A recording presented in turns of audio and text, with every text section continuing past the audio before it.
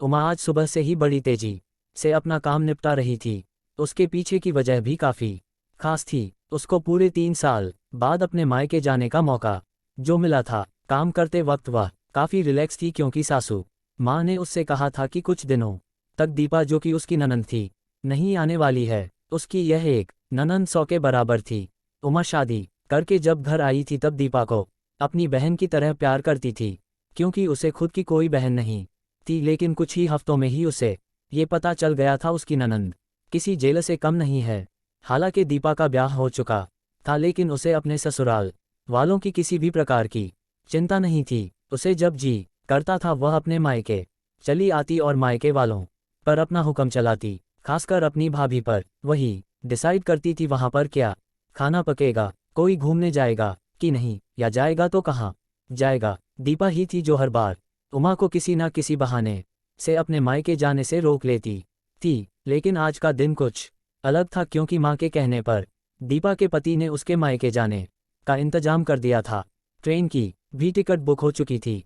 सारा काम खत्म करने के बाद उमा अपने पति के साथ अपना सामान लेकर घर के बाहर निकले ही थे कि सामने से दीपा आती हुई दिखाई दी। दीपा, जिसके मुंह पर बड़ी सी स्माइल और आंखों में चमक थी, वहीं दूसरी तरफ उमा की आंखों में उसको देखकर पानी आ गया था, जो बस आंसू के रूप में छलक ना बाकी था। भैया, भाभी के पास आकर दीपा ने कहा। क्यों भैया, कहाँ चले? अपनी पत्नी के साथ सैर सपाटा करने के लिए अपनी बहन को भूल गए क्या? दीपक ने कहा, कहीं सैर सपाटा करने नहीं, तुम्हारी भाभी को मायके छोड़ने जा रहा हूँ। अच्छा, मैं आई और भाभी जाएगी? क्या आपकी पत्नी को मेरा आना पसंद नहीं है? दीपा ने भाई भाभी को टोंट मारते हुए कहा। मन में उदासी और आंखों में नमी लिए उमा पलटकर घर के अंदर जाने लगी, क्योंकि उसने मान लिया था कि इस बार भी दीपा की वजह से उसके मायके जाना कैंसिल हो जाएगा। लेकिन तभी सामने से उसकी सास आई और बोली, तुम दोनों अभी तक रेलवे स्टेशन नहीं गए क्या? गाड़ी के पीछे दौड़ते हुए जाओगे? दीपा बीच में टपकते हुए बोली, यह क्या कह रही हो माँ? मैं आई हूँ और आप भाभी को मायके भेज रही हो क्या? अब आपको मैं इतनी खटकने लगी हूँ? माँ ने दीपा को डांटते हुए कहा, तेरा क्या है बेटा? तेरे लिए ये मायका थोड़ी ही है, यह तो तेरे लिए एक प्रवास स्थल है जहाँ तू जब जी चाहे, जब अपने ससुराल में बोरियत महसूस करें आ जाती है। लेकिन वह बेचारी तो ऐसा नहीं करती, बल्कि वह तो जब जाना चाहिए तब भी अपने मायके नहीं जाती। इसलिए उसका अभी मायके जाना बहुत जरूरी है। मैं तेरे या मेरे या किसी और की वजह से उसका इस बार मायके जाना बिल्कुल रद्द नहीं होने दूंगी।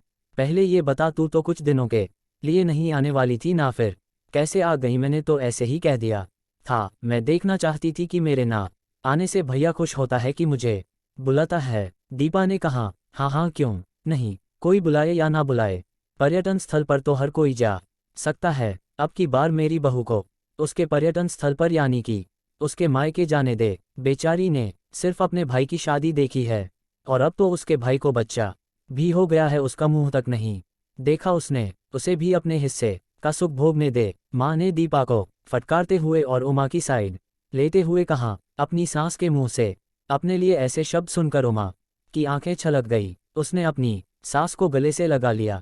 सास ने कहा, बहुत हो गया प्यार, जल्दी जाओ वरना ट्रेन छूट जाएगी। अपनी माँ का बदला हुआ रूप देखकर दीपा बहुत हैरान थी। उसे यकीन नहीं हो रहा था कि यह वही माँ है जो उसका हर कहा मानती थी और हमेशा उसका पक्ष लेती थी, चाहे बहू सही हो या गलत।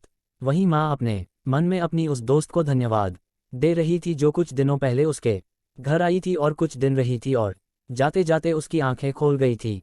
सहेली ने उन्हें बताया था कि वह अपनी बेटी का मुंह छोड़ दे, वरना अपने बहू और बेटे के मन में अपनी इज्जत खो देगी। बिना सोचे समझे, बिना अच्छे बुरे का विचार किए हर फैसला सिर्फ अपनी बेटी के हिसाब से लेना सही नहीं है। रेलवे स्टेशन पर ट्रेन के डिब्बे में बैठी उमा के चेहरे पर एक बहुत प्यारी मुस्कान थी, जिसे देखकर दीपक को महसूस हुआ कि यह वह प्यारी मुस्कान है जिसे उसने 3 सालों से देखी नहीं थी। सच ही तो है, मायका महिलाओं के लिए पर्यटन स्थल ही तो होता है जहां वह अपने ससुराल की सारी चिंताएं, टेंशन भूलकर कुछ दिन आराम से रह सकती है।